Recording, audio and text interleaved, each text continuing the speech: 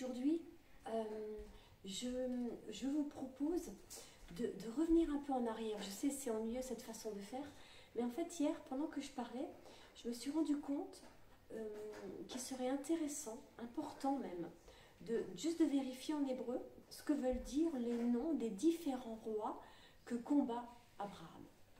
J'ai fait ce petit travail ce matin, et effectivement, mon intuition, on peut dire des choses de cette manière, hein, mon intuition, mais c'est centrer les choses sur soi. Ou alors cette voix du Saint-Esprit qui m'a dit, jette un coup d'œil, et bien c'est avéré fort intéressante. Alors, je vais juste vous dire dans l'ordre la signification des différents rois. Donc le premier roi, ça veut dire annonceur des ténèbres qui parle d'une manière sombre. Vous voyez, le décor est planté. Hein. Le deuxième roi, c'est comme un lion, mais c'est aussi serviteur du dieu lune. Là encore, c'est évocateur. Le troisième, poignée de gerbe, ça va être très léger. Vous voyez l'idée de la ligne. Voilà. Le quatrième, c'est grand-fils. Grand-fils, ok.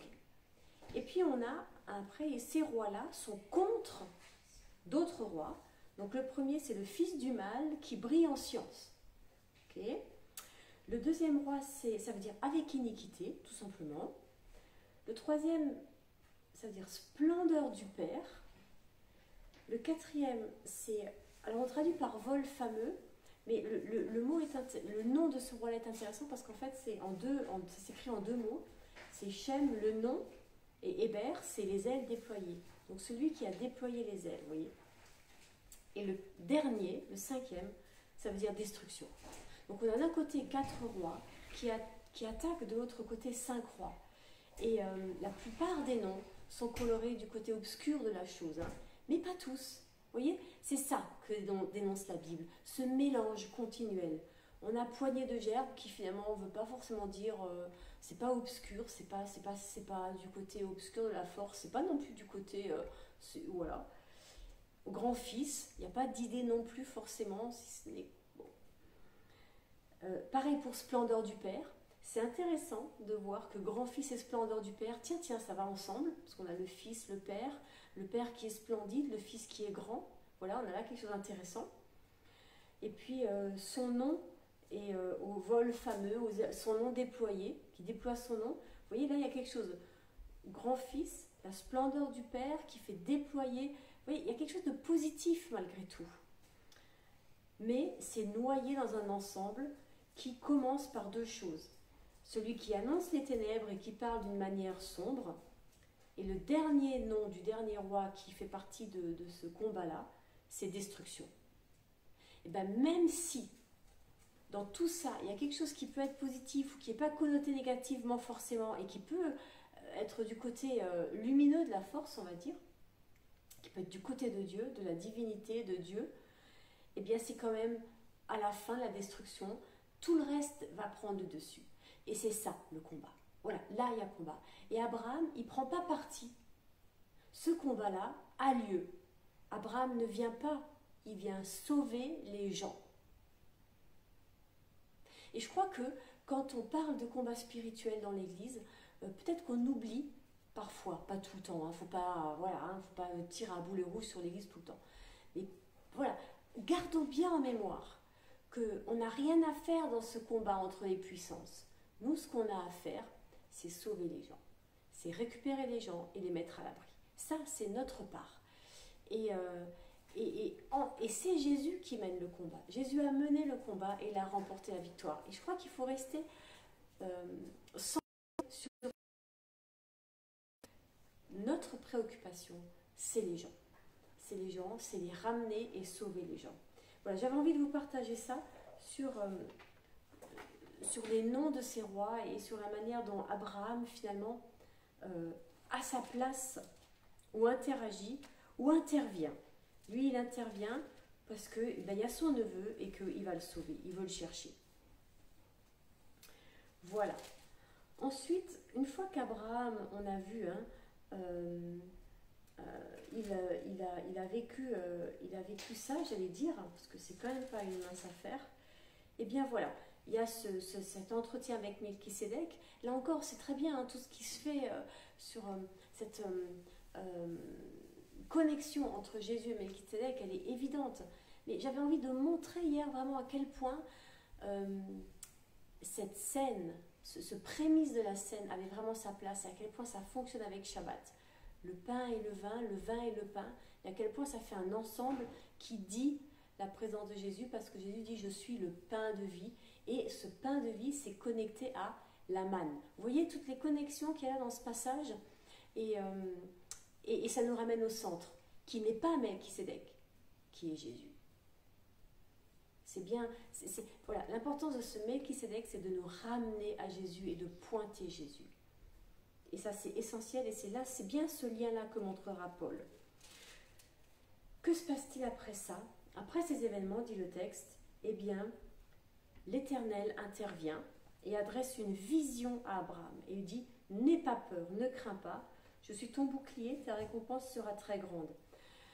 Vous savez, c'est intéressant de mettre le bouclier après le combat. Parce que le combat, il a eu lieu. Abraham a gagné. Et Dieu lui dit, je suis ton bouclier. Oui, mais enfin, Seigneur, la bataille est passée. Hein? Voilà, j'avais envie de voir que c'est comme s'il dit, mais il y aura d'autres combats. Ça, c'était le un combat. Il y en aura d'autres. Il y en aura d'autres. Et je pense qu'on a besoin d'entendre ça, cette question des combats, et de ne crains pas. Pourquoi tu ne crains pas? Parce que je suis ton bouclier, je te protège. Et on a vu que ce combat-là, c'est les forces du mal contre les forces du mal. Et dans les forces du mal, il y a un peu de bien malgré tout. C'est exactement Sodome et Gomorrhe. Il y a un peu de bien dans tout ça, j'allais dire dans tout ce bazar, mais il y a tellement de mal que ce petit bien-là ne suffit pas. Et ces textes-là disent, mais ce petit bien ne suffit pas sans le nom, sans le sang et sans l'œuvre de la croix de Jésus Yeshua. Voilà, c'est ça, notre victoire, elle est là. Et ces textes, finalement, le pointent déjà, amènent déjà dans cette dimension-là. Et puis Abraham qui répond, ah oui, Dieu qui dit, ta récompense sera très grande. Et Abraham, désabusé, dit, mais qu'est-ce que tu veux me donner, Seigneur? D'abord, je suis riche. L'héritier de ma maison, c'est-à-dire qu'il y a des biens, s'il y a un héritier, c'est Ebenezer, mon serviteur. Vois, tu ne m'as pas donné de postérité. Ok. Et c'est là que Dieu dit, non, un fils sortira de tes entrailles. Et Dieu, il ne précise pas. Et il lui dit, fais cette promesse, mais regarde le ciel, et ta postérité sera aussi nombreuse que l'étoile du ciel, que tu ne peux pas compter. Et voilà. Après, et là c'est intéressant, enfin je dis toujours ça, je sais, hein, c'est un tic, il faut que je trouve l'autre phrase, je suis d'accord avec vous. Je suis l'Éternel ton Dieu qui t'a fait sortir du rang Chaldée pour te donner en possession ce pays. Et Abraham dit, mais à quoi est-ce que je vais être sûr que c'est ta parole, que c'est vraiment ta promesse, que c'est vraiment toi qui me parles? Vous voyez, cet échange, ce dialogue entre Dieu et Abraham qui dit, mais Seigneur, moi j'entends ce que tu dis, mais montre-le-moi dans le réel. C'est pas prouve-le-moi, vous voyez, c'est pas je doute, j'ai pas la foi, c'est Seigneur, j'entends tes promesses, mais qu'est-ce qui se passe vraiment dans le réel, vous voyez? Et je crois qu'à un moment, on a besoin que les promesses qu'on entend dans nos cœurs, qu'on reçoit de la part de Dieu, elles s'inscrivent dans le réel, elles soient confirmées dans le réel.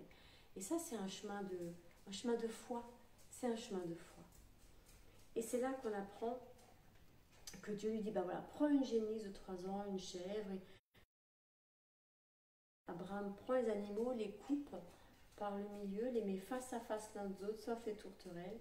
Et au coucher du soleil, un profond sommeil tombe sur Abraham. Voici une frayeur et une grande obscurité viennent l'assaillir. Alors le texte, il ne dit pas au coucher du soleil, il dit au contraire au lever du soleil. Mais comme le texte parle d'obscurité après, et il ne parle pas d'obscurité, il parle plus de ténèbres. En fait, il y a ce jeu de mots que fait la Bible en disant, au moment où le soleil commence à se lever, des grandes ténèbres s'abattent sur Abraham. Et il est dans une angoisse terrible.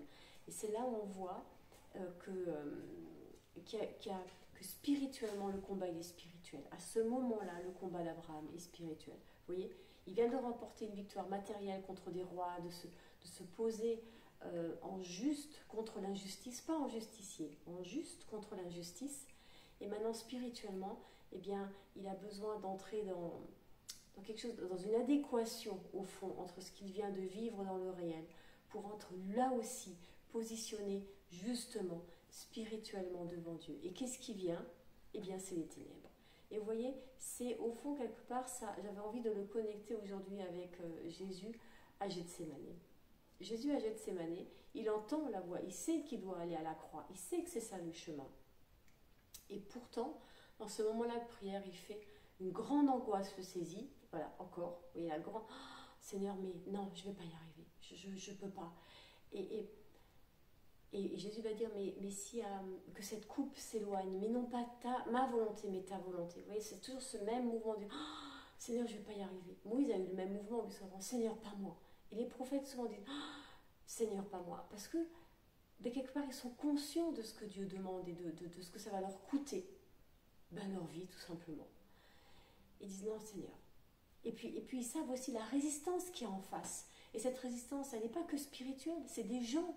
C'est des gens qui vont venir en face et vouloir démonter les projets.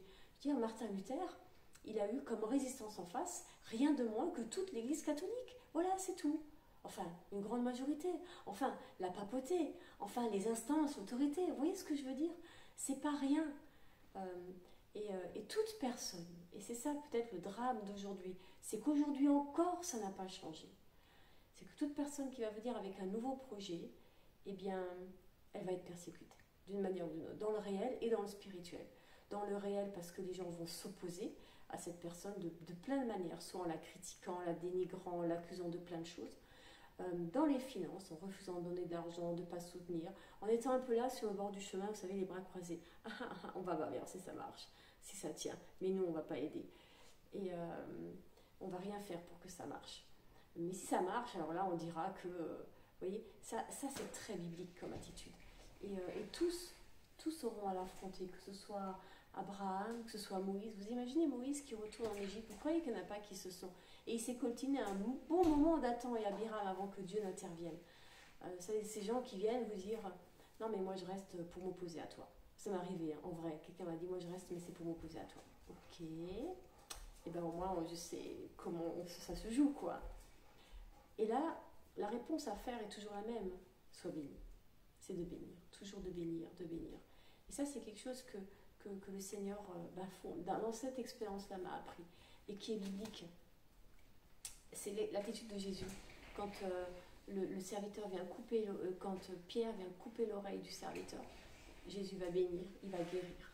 Voilà, c'est toujours cette attitude-là, d'avoir cette réponse, de toujours répondre. Ok, moi je bénis, je choisis de bénir. Abraham, en rendant à Melchisédek, c'est cette attitude-là qu'il privilégie. Il choisit la bénédiction. Et donc, il y a ces ténèbres qui viennent sur lui dans ce moment du sacrifice, alors que le jour se lève. On a envie de dire que ça y est, ça va arriver, la promesse de Dieu va arriver.